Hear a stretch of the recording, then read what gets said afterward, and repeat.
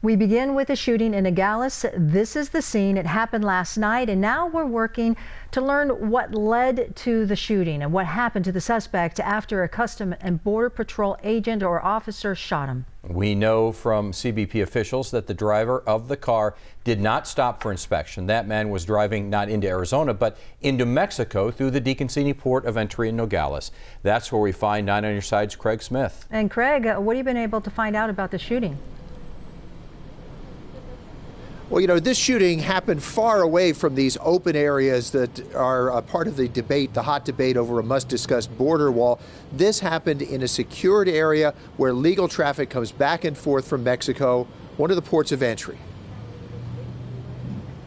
Just after 7 p.m., CBP called Nogales police and reported a shooting at the DeConcini port of entry, one of the highly secured spots for people and cargoes to cross the border legally. First reports say a U.S. agent had been shot. Medevac helicopters were put on standby. As the confusion cleared, a new story emerged. In the traffic lane going towards Mexico, Customs and Border Protection agents tried to stop a car for inspection. Agents often spot check vehicles headed into Mexico for gun or ammunition smuggling, or to search for large collections of money that could be drug profits headed south.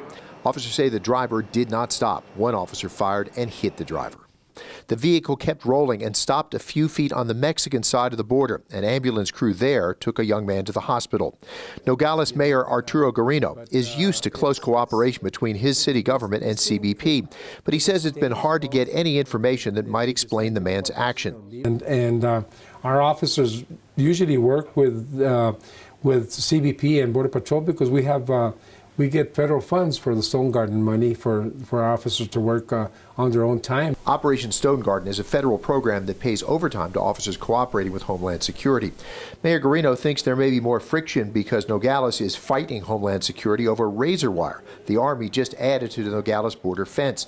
The mayor says it is dangerous and brings a high crime image to a city that does not deserve it. Now, there was a shooting at another Nogales port in September of 2016. In that case, agents were pursuing a man they suspected of human smuggling. Agents shot and wounded him as he tried to flee into Mexico. He was sentenced to 27 months in prison. Reporting live in Nogales, Craig Smith, KGUN 9 on your side.